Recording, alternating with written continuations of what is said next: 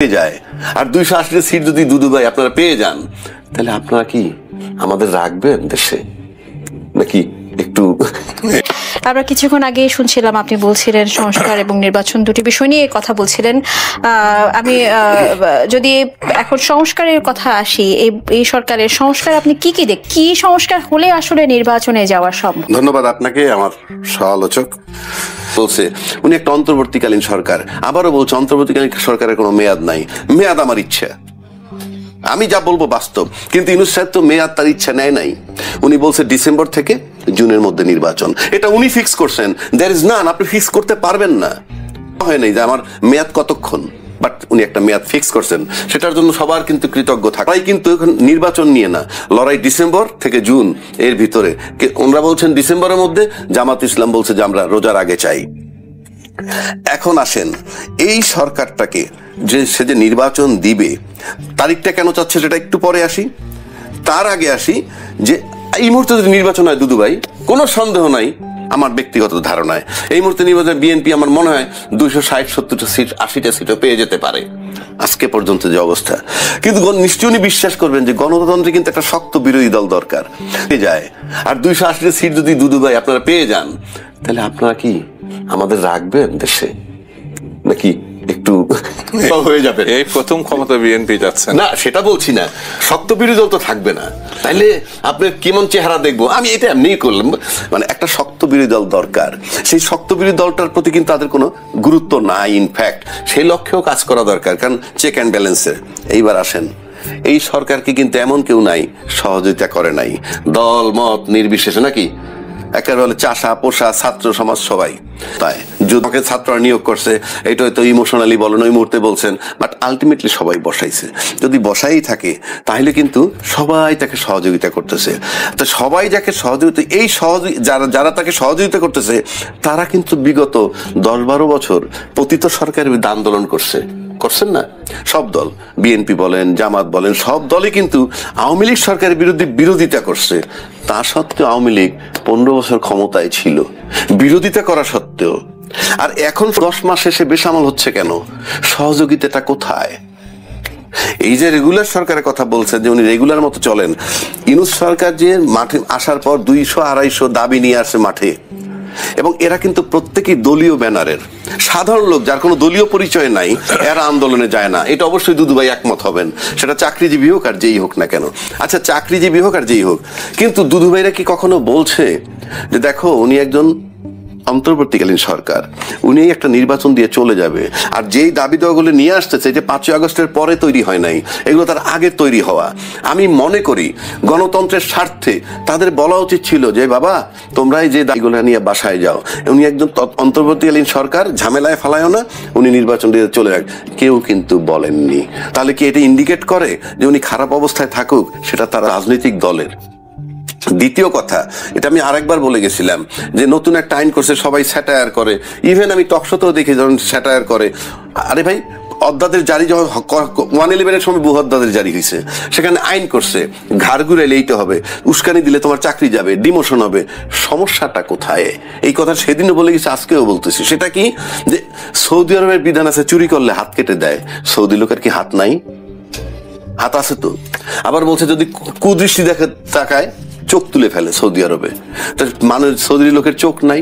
শুধু আইনে কিছু আসে যায় না, আপনি আইন মানবেন, সমস্যা হবে না। 1, 2, আইনটা বানাইছে প্রজাতন্ত্রের যারা কর্মকর্তা কর্মচারী বা সাংবিধানিক ভাষায় প্রজাতন্ত্রের সার্ভেন্ট।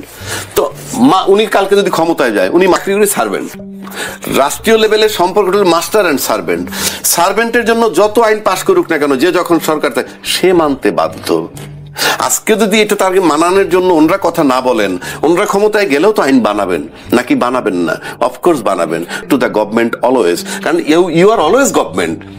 আপনি অলওয়েজ গভর্নমেন্ট হবেন। কেন? আপনি এখন আর পুলিশের এসপি হবেন না, আপনি ক্ষমতায় গেলে আপনি, সুতরাং আপনি গভর্নমেন্ট হবেন, আপনি তখন আইন প্রণয়ন করবেন। আমরা হয়তো টকশো করবো, টকশো করলে তখন কিন্তু দুদুভাই যে একটা আইনের প্রস্তাব দেন, আমরা কিন্তু বলবো দুদুভাই আইন করছে এমপি, আপনাকে আইন মানতে হবে। সুতরাং এই জায়গাটা আমাদের এত বিশৃঙ্খল করলে যেটা হবে, তারিখটা চাচ্ছে কেন, সেই জায়গাটায় আসতেছি। তারিখটা চাচ্ছে যে ইউনূস সাহেব অল থ্রু তার কথার বরখেলাপ করেননি।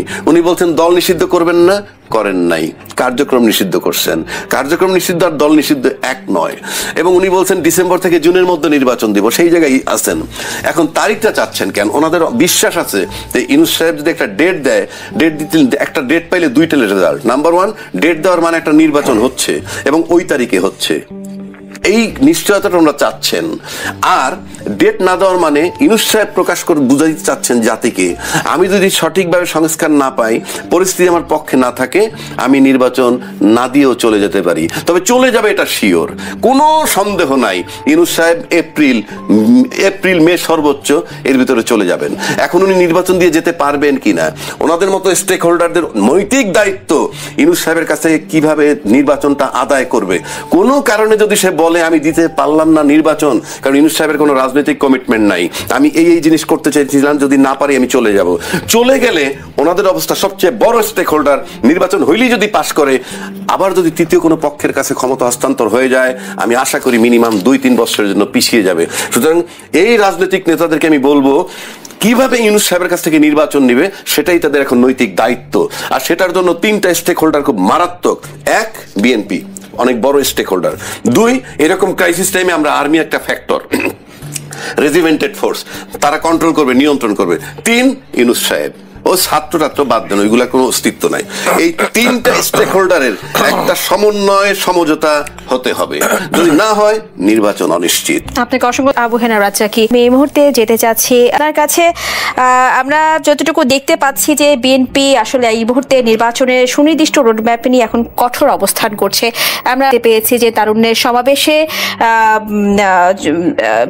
সমাবেশে হচ্ছে তারেক রহমান উনি কঠোর একটি বার্তা দিয়েছিলেন যে ডিসেম্বরের মধ্যেই নির্বাচন করতে হবে, অনেকটা কঠোরভাবে উনি বলেছেন। এই বিষয়টি যদি একটু বলতেন। আমরা কিন্তু এই সরকারকে সমর্থন এখনো দিয়ে যাচ্ছে, প্রত্যাহার করি নাই।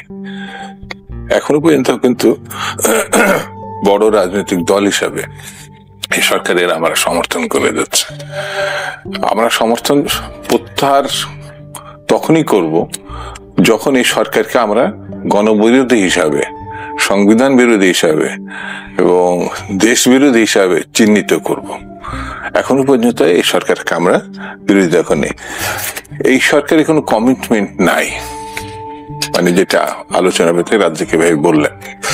তা আমার কাছে মনে হয়েছে এর কমিটমেন্ট আছে, কারণ স্বৈরতন্ত্রের পতনের পরে তাকে মুখে বলতে হবে না, তাকে আনাই হয়েছে গণতন্ত্রের উত্তরণের জন্য, স্বৈরতন্ত্র ফিরিয়ে আনার জন্য না। এখন যদি সেই কাজটি তার চাল চলন, সিদ্ধান্ত, ভূমিকার জন্য প্রমাণিত হয়, তখন সেটা তখনকার বিষয়। আমার কাছে মনে হয় বাংলাদেশের রাজনীতিতে, যেটা আপনি 53-54 বছরের ইতিহাস দেখেন, সেখানে আপনি গণতন্ত্রের সঙ্গে যুদ্ধ ঘোষণা করেছেন, যত বড় ব্যক্তি হন না কেন, গণতন্ত্রের সঙ্গে যুদ্ধ ঘোষণা করেছে, আলটিমেট তার পরাজয় অবধারিত। এখন যদি গণতন্ত্রের বিপক্ষে বর্তমান সরকার থাকে, আমরা যেটাকে মনে করছি, নির্বাচন যদি না আসে এবং একটা সুনির্দিষ্ট সময়ের মধ্যে, সেটা ডিসেম্বরের কথা বলেছে, তার মানে এই নয় যে আগামী 3 মাসের মধ্যে হতে পারবে না, অক্টোবর, নভেম্বর, ডিসেম্বর এটা করা সম্ভব। সেই জন্য একটা টাইম ফ্রেম আমরা তুলনামূলক উল্লেখ করেছি, 3 তারিখ উল্লেখ করিনি, কিন্তু আমরা উল্লেখ করেছি এই সময়ের মধ্যে। শুধু আমরা না, অধিকাংশ রাজনৈতিক দল, 2-1টি বাদে। কেন বলছি? ইতিমধ্যে 52টি দলের প্রসঙ্গ এসছে, আর যাদের নিবন্ধন নাই কিন্তু সরকারের সঙ্গে ঘেঁষাঘেঁষি আছে, তাদের কথা আমি এখানে উল্লেখ করতে চাই না।